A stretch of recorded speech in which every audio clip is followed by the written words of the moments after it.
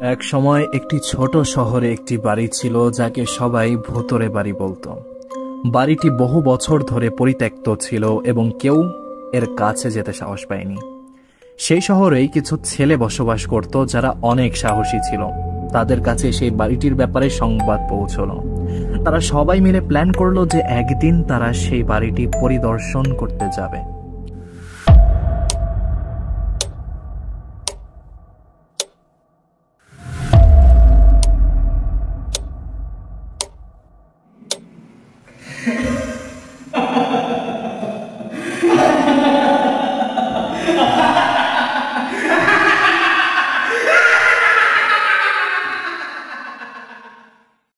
অতঃপর কিছুদিন অতিবাহিত হওয়ার পরে একদিন সাহসী ছেলেদের সেই দলটি বাড়িটিকে পরিদর্শন করার জন্য আসে। তারা যখন বাড়িটির সামনে পৌঁছলো তখন তারা এক অদ্ভুত রকম অনুভূতি পেল যা তারা আগে কখনো পায়নি। তা সত্ত্বেও তারা চিন্তা করলো তারা বাড়িটির ভিতর প্রবেশ করবে। ফলে তারা অন্ধকার সেই বাড়িটিতে প্রবেশ করলো। প্রবেশ করার সাথে সাথে তারা একটু ঠান্ডা বাতাস অনুভব করতে লাগলো। তাদের পায়ের নিচের ফ্লোরগুলো চিকচিক করে উঠল। তারা একটি টর্চ লাইট ব্যাগ থেকে বের করলো এবং তারা বাড়িটির বিভিন্ন কক্ষে যেয়ে দেখতে লাগলো। প্রতিটি কক্ষে কেমন যেন অদ্ভুত কিছু টের পাওয়া যাচ্ছে। রান্নাঘরের বেসিনে যে কল লাগানো আছে তা থেকে পানি বের হওয়ার শব্দ শোনা গেল। সেই শব্দ শুনে ছেলেরা সেখানে গেল, কিন্তু দেখলো সেই কলের ট্যাপটি বন্ধ। কিছুক্ষণ পর অন্য একটি রুম থেকে কোনো একটি জিনিস পড়ে যাওয়ার শব্দ শোনা গেল। তারা সেই রুমের সামনে ছুটে গেল এবং দেখলো একটি ভাঙা গ্লাস মাটিতে পড়ে আছে। তারা বুঝতে পারলো এখানে ভৌতিক কিছু ঘটছে। হঠাৎ তারা একটি অদ্ভুত ফিসফিস শব্দ শুনতে পেল।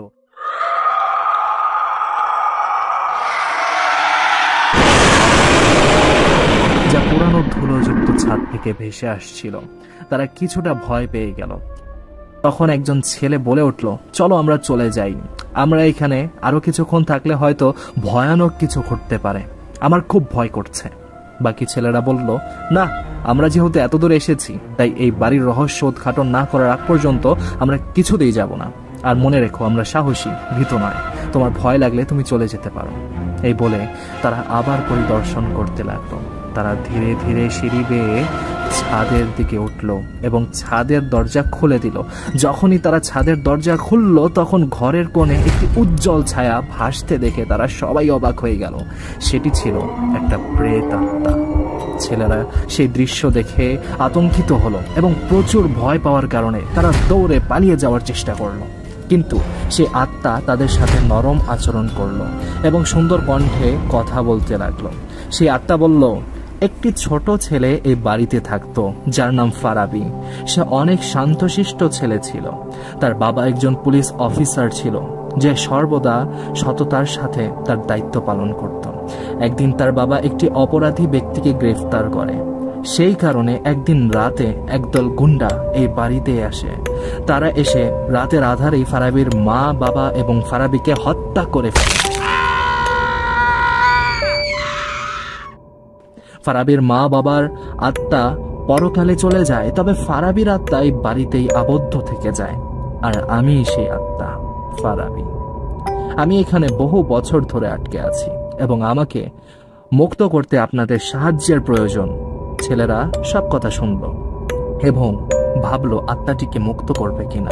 কিছু সময় ভেবে দেখার পর তাকে সাহায্য করার সিদ্ধান্ত নিল। তারা সেই আত্মার নির্দেশ অনুসরণ করলো। সেই আত্মা বলল, এই বাড়ির একদম নিচ তলায় একটি আবদ্ধকৃত কক্ষ আছে। সেখানে একটি বক্সের ভিতর একটি লকেট আছে। সে লকেটটি আমার হাতে তুলে দাও, তাহলে আমি মুক্ত হতে পারবো। অতঃপর ছেলেরা তাই করলো এবং বক্সের মধ্যে লুকিয়ে থাকা পুরনো লকেট খুঁজে পেল।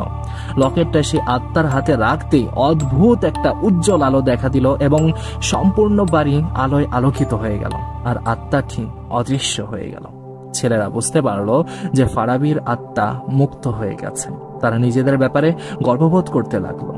তারপর থেকে বাড়িটি আর ভেতরে থাকলো না। সেদিন থেকে ছেলেগুলো সকলের দৃষ্টিতে হিরো হয়ে উঠল এবং শহরের মানুষ পুরনো বাড়িটিকে ভয় পাওয়া ছেড়ে দিল। তাই কখনো কোনো বিপদ সামনে এলে ভয় পেতে নেই, আতঙ্কিত হতে নেই, বরং সমাধান খোঁজে তার সমাধান করাই হলো বীরত্বের কাজ। তো আজ এই পর্যন্তই। গল্পটি কেমন লেগেছে তা কমেন্ট করে জানাবেন। নতুন হয়ে থাকলে চ্যানেলটি সাবস্ক্রাইব করবেন। দেখা হবে পরবর্তী ভিডিওতে। সবাই ভালো থাকবেন। আল্লাহ হাফেজ।